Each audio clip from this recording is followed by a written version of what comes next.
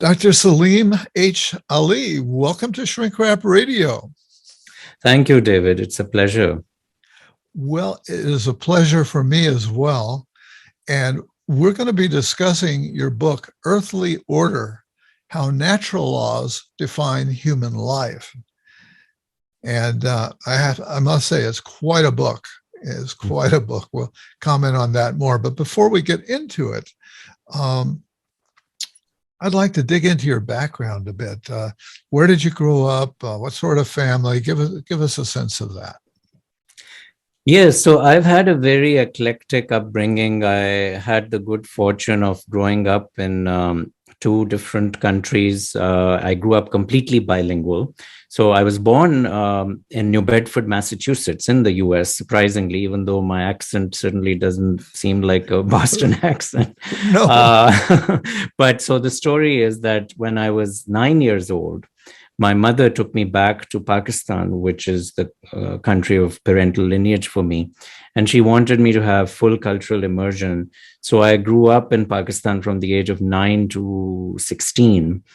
And my father was still in the US. He was a professor at the University of Massachusetts, Dartmouth campus, which is the southern campus of the UMass system. And we would visit every summer.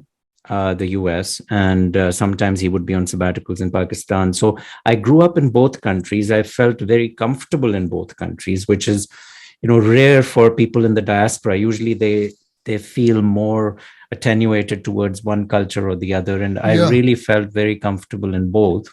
And then I came to the US for all my higher studies, my bachelor's, master's, PhD. Then I also lived in Australia for 5 years as part of my academic career. I was directing a research center in Australia. And so I have 3 passports, US, Pakistani, and Australian. and I'm married to a psychologist. And so I certainly value the power of psychology in both its research and clinical capacities. Well, wow. So your father was a professor, right? And your mother, was she a professor or what's? So she was an educator. She was more in administration, and she was a principal of a college in Pakistan. She worked for the education department in the government. And so I do come from a family of educationists. Sort of grew up with books around me. I was subscribed to National Geographic magazine when I was 10 years old, and hence my passion for the environment at a very early age. So yes, I feel very blessed that way with my upbringing. And one of the things that I'm really struck by, and it's maybe not too surprising given the history that you've just shared with us, is your work ethic.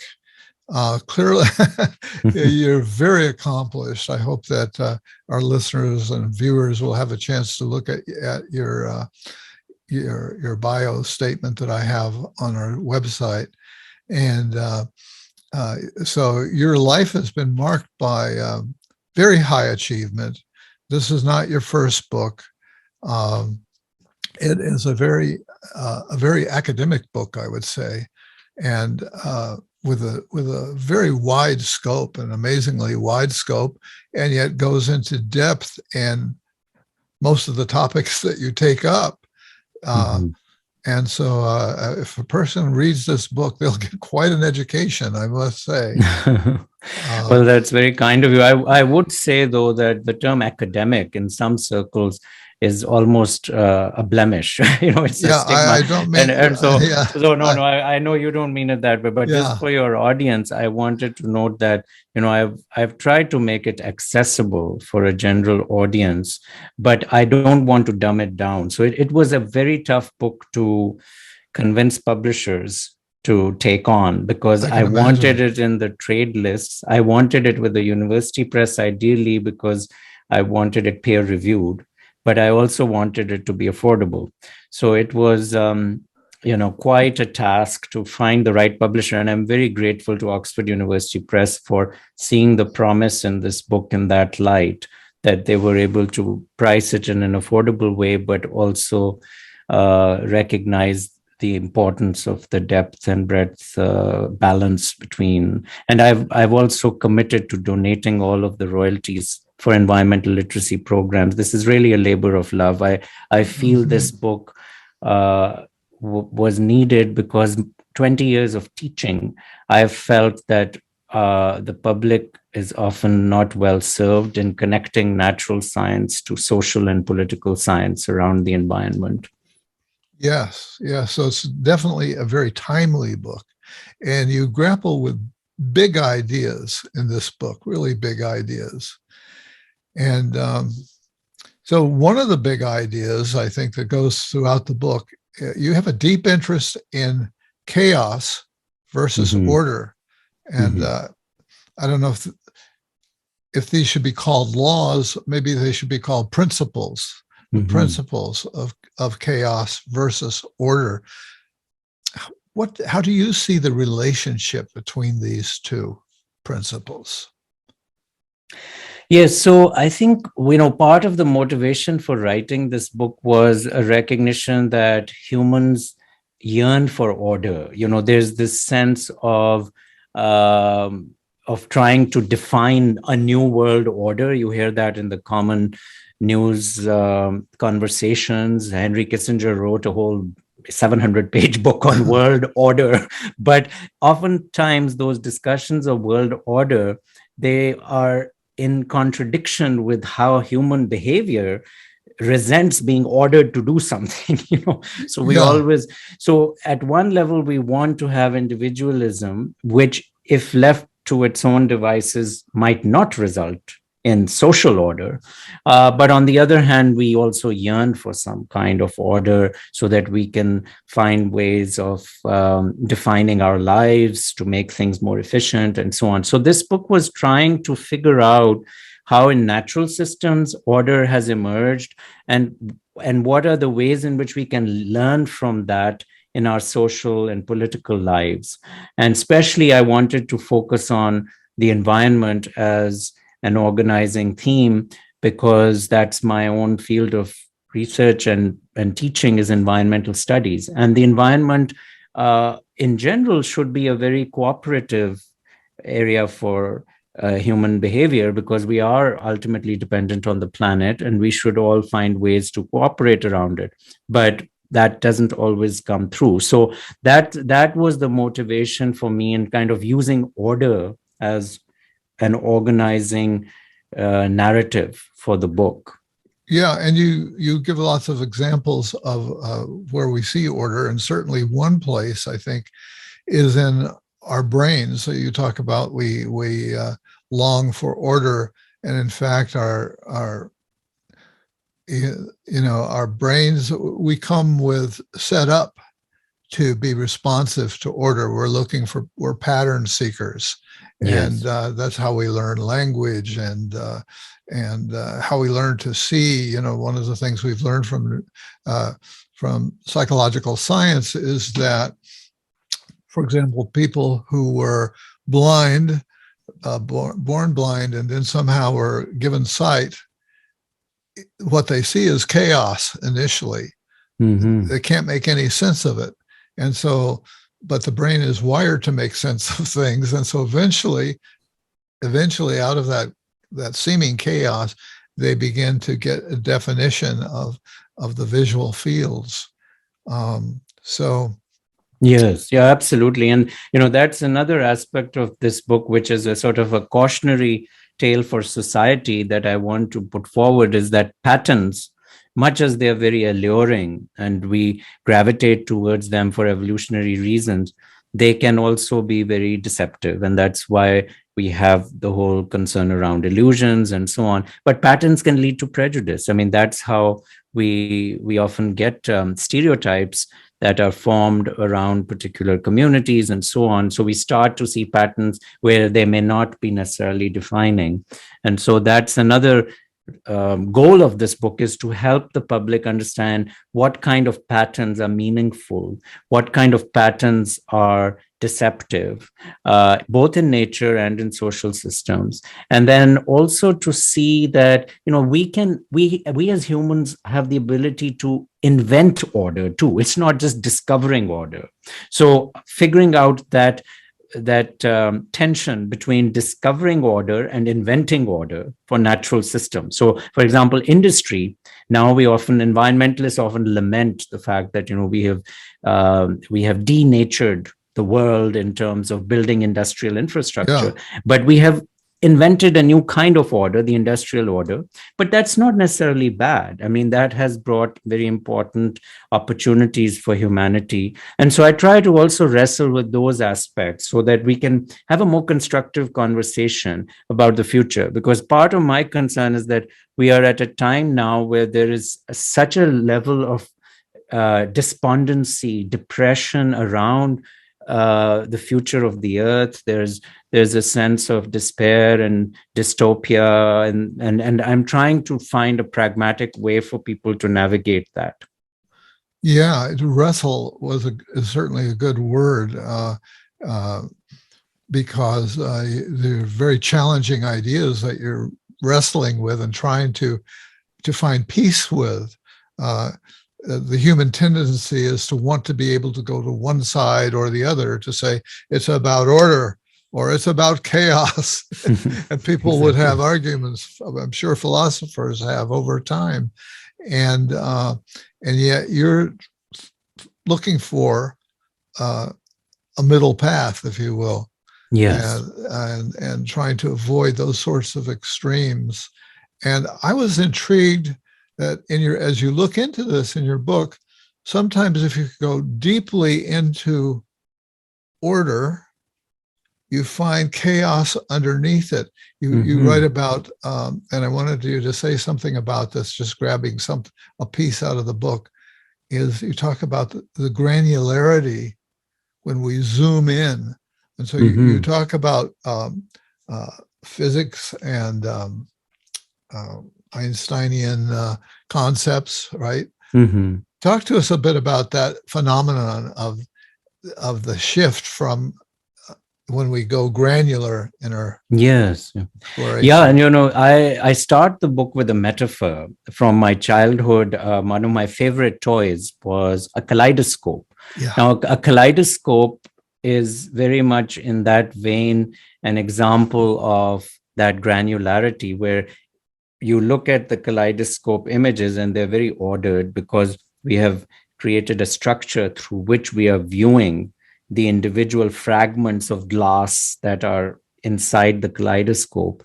But those individual fragments of glass are often very random, and they're not particularly shaped to give us that perspective that we see because of the mirrors, right? Yeah. So right. Often in Pakistan, they would make kaleidoscope just from, broken glass bangles, because in South Asian culture, women especially wear these glass bangles, and they just chop them up and they put them in this hexagon tube with the glass, the mirrors, and you would get these beautiful images coming through. So, that's how the granularity, depending on the structure, you can get these kinds of dimensions. And in complex systems theory, and complex systems is the emerging science of trying to understand the way in which chaotic processes can lead to structures in nature, and that in itself uses this notion of coarse graining. That's how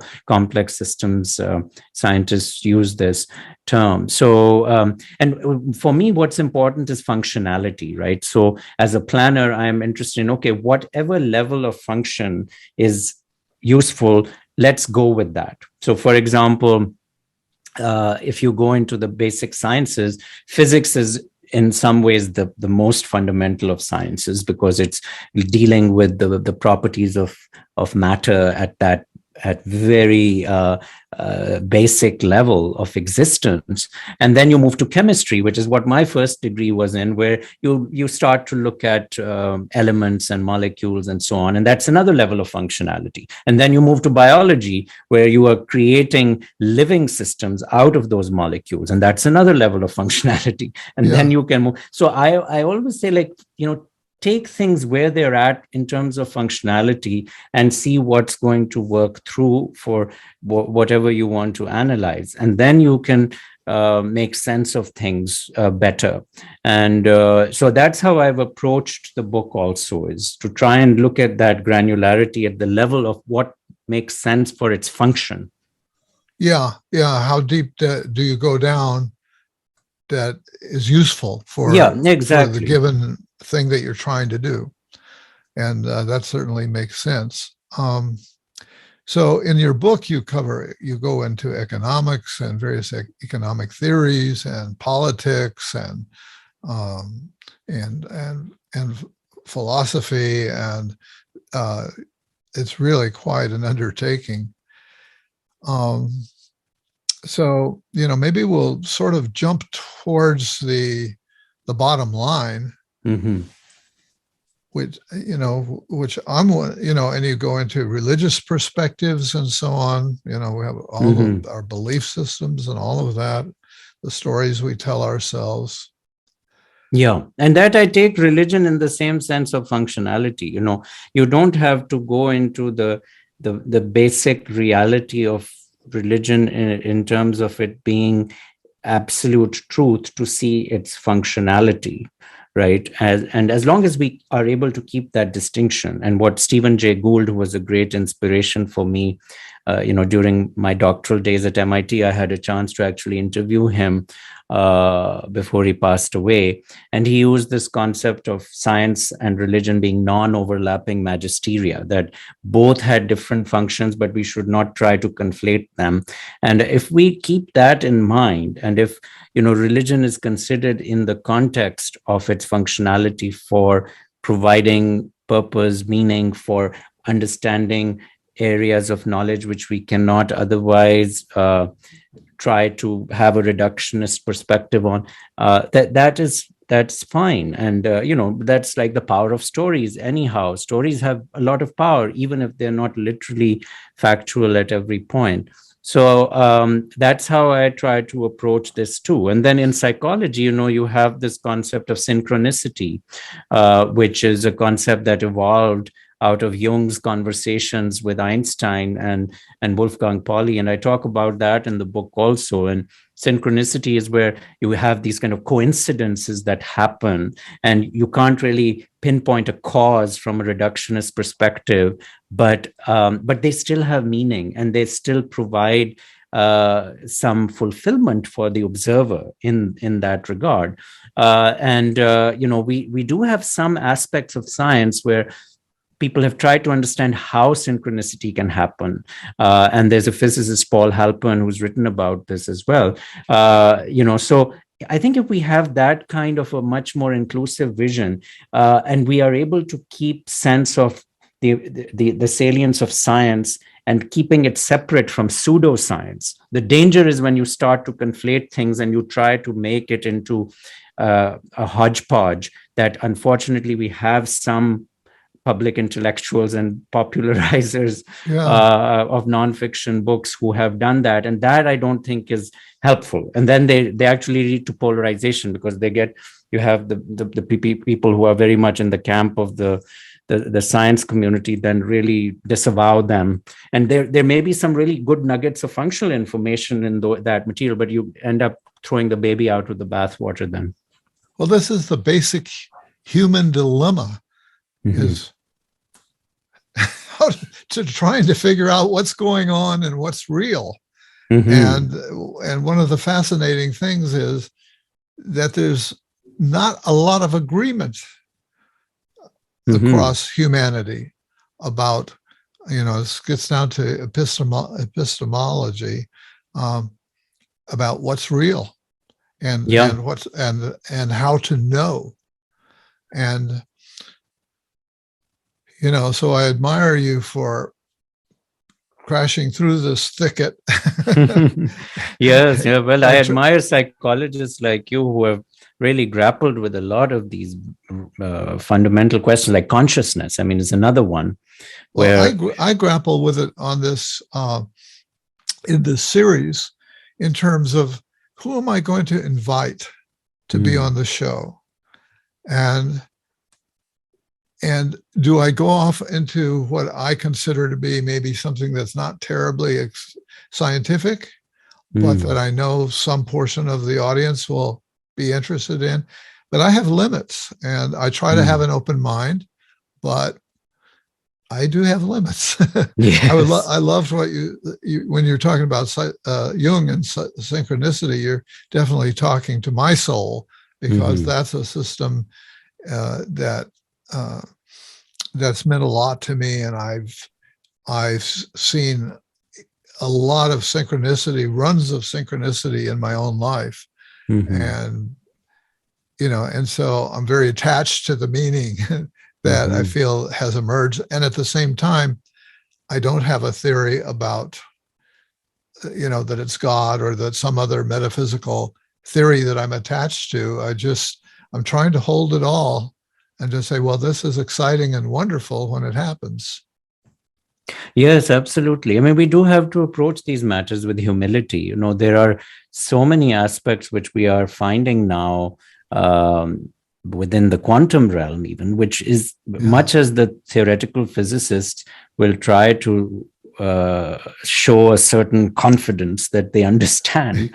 The reality is, if you really push it down to the certain level at the fundamental aspects, which I had to do for this book, I really went down. I did a lot of research and studying of the various fundamental theories of physics and why we have not been able to get a unifying theory which brings together gravity within the other standard model of physics that we have. Then you get into the realm of a lot of conjecture where people are kind of trying to create mathematical models which are internally consistent, but then they don't necessarily have empirical illumination. And so it becomes really problematic at that point, that why are they then showing so much confidence in that while they're so disparaging and contemptuous towards people who are trying to find meaning in other ways, even if it is not literal.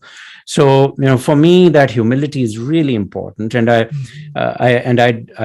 don't mean that to in any way condone pseudoscience, which is very problematic, but at the same time, I think being willing to engage in those debates is just as important, and especially in those cases where we are seeing, like, for example, I use the quotation from Winston Churchill about belief. That belief in itself is, from a scientific point of view, problematic. Like, Carl Sagan famously said that I don't want to believe, I want to know. And from a purely science perspective, that makes sense. But then on the other hand, belief is a much more visceral human trait. And even the people who say they know and they're not really believing, at some level, it becomes a point of pride, and it becomes a belief for them, for many of them. And so Winston Churchill famously said, whether you believe or not, it is a wicked thing to take away people's hope. And, for me, that has always been a guiding force for me. Like, whether there are many times I see where people are just talking about something which I know is empirically not likely to be the case. But if it's giving them some sense of hope and comfort, who am I to come in and take that away, so long as it is not eroding some other major social foundation, like, for example, with the vaccine debates or others, where you can have situations where that kind of belief system can actually erode larger social goals. Then you do need to engage on those conversations more directly. Yeah. Well said. So with all that's going on right now that feels very chaotic in our social structure, social world, and I'm thinking of the Ukraine and China and uh, the political situation seems very dangerous. And there are ways in which human affairs have always been dangerous, but particularly dangerous now Mm-hmm. because we have tools, both psychological tools of enormous power, along with uh, weapons, and psychology has been weaponized now as Mm-hmm. well. And so it feels like we're at a very dangerous place in time. What how do you find and support hope in yourself? That's the bottom Yes. line question for me. Yeah. For me, I look at first of all, I go back to the basic principles on which our species has been able to adapt over time, in our existence. And I marvel at how humanity has bounced back from adversity, and whether it Mhm. was like the great cataclysms of volcanic eruptions like the Toba cataclysm, which by some measure made humanity almost extinct. This was about 80,000 years ago, and there was a major eruption of a super volcano on Sumatra Island in Indonesia. And contested as the theory is, it's widely accepted that the impact was so severe that only about 10% of humanity that existed at the time survived, and we were able to bounce back with so much less technological know-how at the time. So some of that history gives me some degree of confidence that we have the ability to be adaptive. It's not necessarily going to be the future we want, but it will be a future for humanity. And I find it problematic when we frame the conversation around the extinction of humanity. I think the extinction of humanity is possible, but it's more likely with a kind of an asteroid impact or something like that than it is with anthropogenic activities. It may well be that we may create a reality which is very suboptimal, like with climate change. Clearly, we're going to Yeah, create a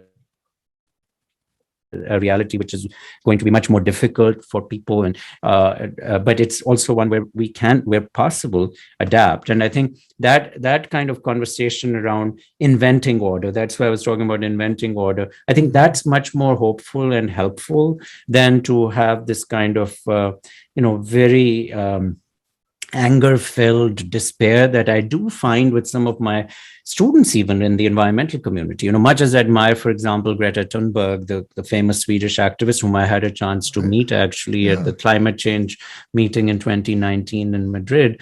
The amount of anger and despair I sense from her, it saddens me, because I feel as though, at one level it's great, she's galvanizing people to action, but at another level I feel as though the adaptive aspects and the opportunities for how humanity can adapt get eroded if we go too much down that path. yeah, So that's where I feel that we, especially who are in the academic community and educationists, we have to make sure we provide that hope for the next generation. yeah. So your hope resides in that we can work with one another and work to build structures that will help us to get through whatever is coming. Yes, and that's both physical structures and social structures. Yeah, I think we shouldn't underestimate social innovation too. Of course, there is the technological innovation, which will be important. But humanity has shown the ability to organize in ways that are quite remarkable when faced with adversity. whether it is the kind of crises that happen with earthquakes in Japan and so on. It's amazing how those societies socially organized to respond to them. For example, after the Fukushima disaster in Japan, you had 52 nuclear power plants which got shut down. Now, one can argue whether that was a good or bad decision, and I talk about nuclear energy in the book also. But what happened was then they had to immediately shift power to natural gas power plants.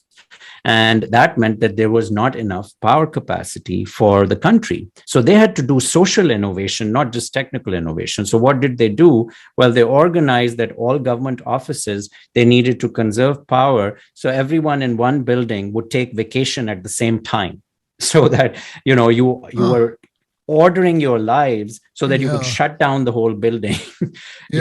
Those kinds of things are remarkable. The shared economy that has developed, for example, with the tools at our disposal, with ride sharing or home sharing and so on. If you can manage them well, in certain cases, they can be great social innovations, which can also reduce our energy footprint. If not managed well, they could go the other way. So like an Airbnb can reduce energy usage because you can have unutilized space utilized.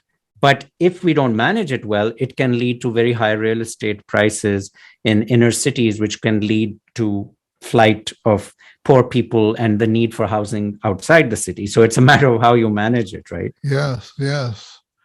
Yeah, these are such wonderful examples that you're giving. What about cryptocurrency? I'm sure you must have some thoughts about that.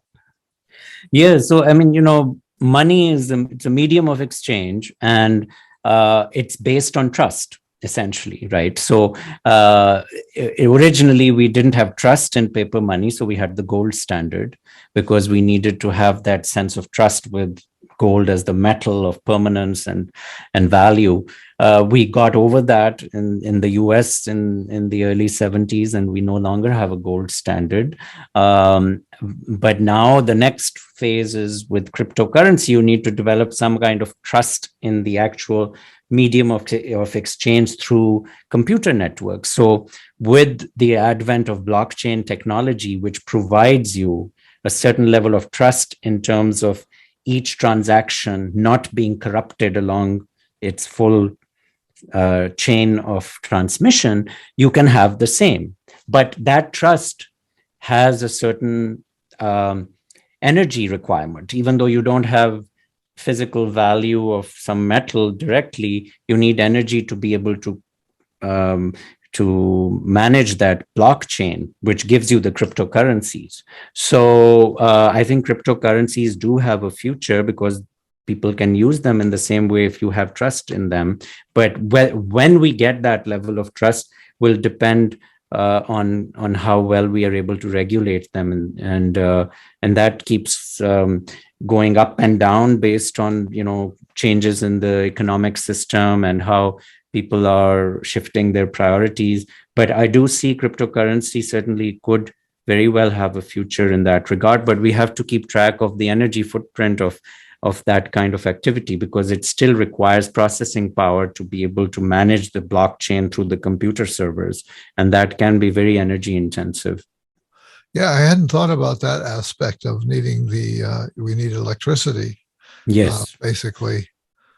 Exactly. Very high amount of it. A lot of it. Yeah. Yeah, exactly. Yeah, I think I've heard that there are facilities that are involved with this, computer facilities that are huge. Yes, absolutely. With lots of computers and using up as much energy maybe as at this point as a city, a small city, or maybe a large city. I don't know. Yeah, it can very well be, and right now it's still a relatively marginal currency in world affairs. But if it were to be upscaled, you could run into that. Now they're thinking of ways to reduce that by more innovative, efficient ways of managing the energy infrastructure. But we still have a ways to go, and we have to build trust in the actual product. Like we were able to build trust with paper currency, and we got rid of the gold standard. Let's see if we can build trust in cryptocurrency. Yeah. Well, what else would you like to say here? What else are you feeling particularly passionate about now in the time that we have remaining? I wonder if there are some points that you would hoping to make that you haven't had a chance to yet. Yes. Well, one of the points that I try to make in the book is that having a systems approach to problem solving can be immensely empowering, and it can really improve one's quality of well-being, because when you see connections between different parts of our lives with the natural world and how we are part of this fabric of reality, I think it's immensely empowering in two ways, because on the one hand you can see the impact you can make, but on the other hand you can also see a certain level of humility in terms of the limits of what you can do. So I think that's the other, from a psychological perspective. I would hope that this sense of perspective for a reader can really give you that fulfillment of what you can do. I mean, I use not in this book, but in some of my lectures, I use the quotation from George Eliot, her famous novel Middlemarch. And right at the end of the novel, there's this wonderful paragraph about the main protagonist of the novel, Dorothea, who has done a lot of good in the world. She's part of this larger scheme of things, and the quotation goes something like, the growing good of the world is largely made up of unhistoric acts, and that things are not so ill between you and me is largely owing to those Dorotheas who lead hidden lives and rest in unvisited tombs. I think that sense for people, like we are part of this earthly order where we are playing a role. We may not leave a big mark in history. We are leading hidden lives, most of us, but that we are contributing to this order, both in terms of our sense of history, but also in terms of the present. I think that in itself is really empowering for people then, and knowing where your place is in that natural system. Yeah, I'm thinking of kindness in this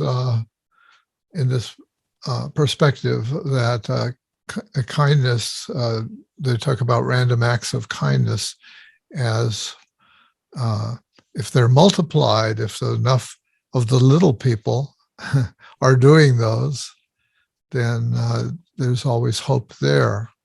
That's a wonderful point.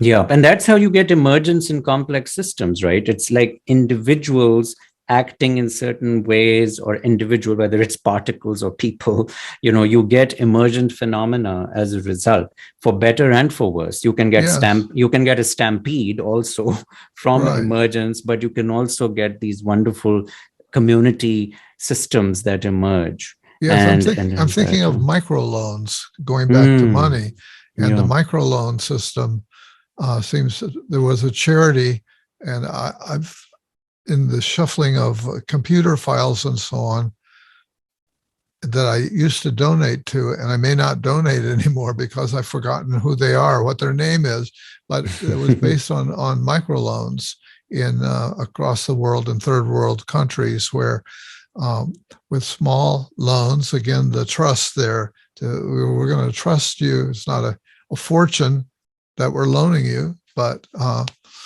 and they found that particularly loaning microloans to women to be particularly important because of women's commitment to family and to raising the children and so on.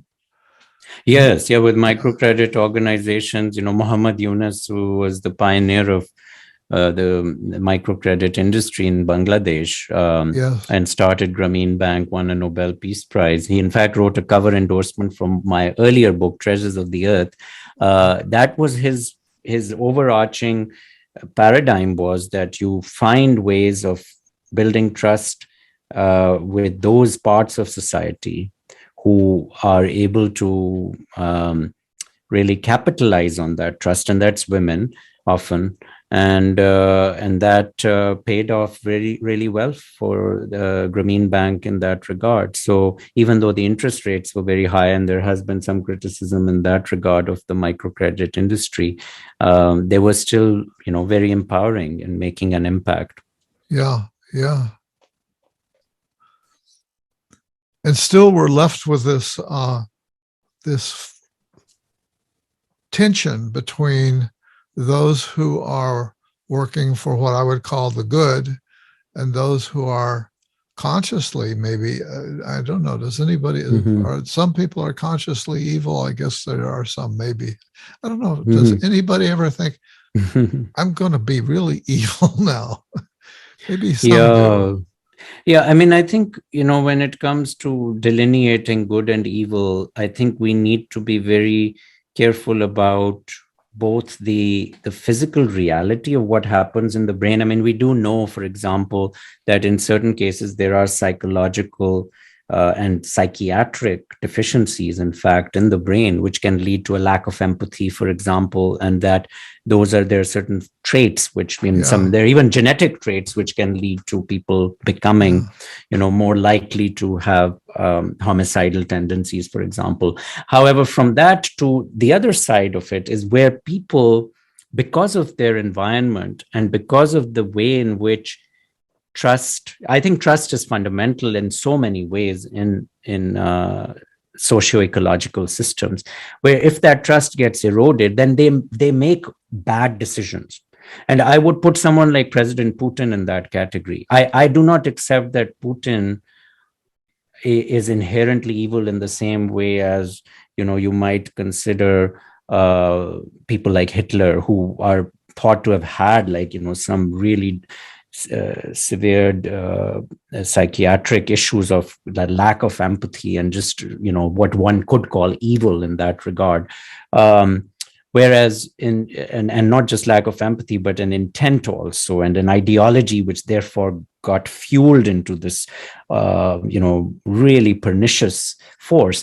With Putin, it's not, I mean, that's why he keeps using the term Nazis for others, because he wants to differentiate himself, partly that he's not inherently out to just get people for ideological reasons. And with him, the problem is that for his whole his upbringing and the milieu in which he grew up with the Soviet Union, if you look at his whole early childhood in St. Petersburg and so on, it led to a situation where he can't really trust anyone. And he has become paranoid as a result of that. Yeah. And then that has led to these really deranged, errant decisions, whether it is about NATO and this, paranoia about NATO and so on. And then I think if we take, if we are careful with nuance in diagnosing these issues with people and individuals and the environment in which they grew up and how it was influenced, then we can have a very different way in which we resolve conflicts. So, for example, with the Crimean conflict, I've actually written about this. The invasion of Crimea in 2014, and one of my PhD students has worked on the Black Sea conflict areas. Clearly that decision to invade came out of this nationalist tendency, and nationalism comes out of a sense of, lack of trust in the other. And so you try to focus on yourself as a nation or a tribe and so on, right? Yeah. And so it was around, well, there's a Russian majority in Crimea. We want to give them solidarity that their Russian neighbor is going to come and help them and have sovereignty and so on, right? But then what happened is when he made that decision, there was a canal where water was brought into Crimea during the Soviet period, and Ukraine, once the Crimea was annexed, they built a dam on the canal, and so there was no water flowing in. Now that further accentuated his paranoia, because now he's saying they're not giving us water, and he actually Russia took Ukraine to the European Court of Human Rights around that issue, that you're depriving us of water, and Ukraine said, well, you occupied our territory, it's your business, you figure it out, we have a right to build a dam to prevent you from getting water. Now that was one contributing factor to further eroding trust. I would argue that at that point, between 2014 and 2022, we had an opportunity to try and de-escalate the situation by not reinforcing the paranoia. And we didn't quite make sense of it by these small acts like this dam. I wouldn't say that the dam was the reason for the current invasion, but it was a threat multiplier which led to this reinforcement of it.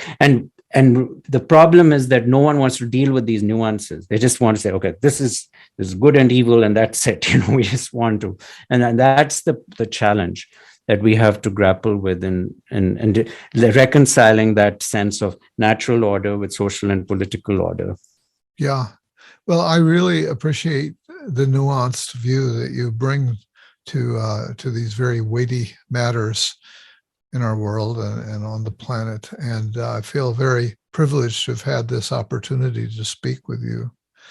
Thank you so much, David. It's an honor to speak to you too.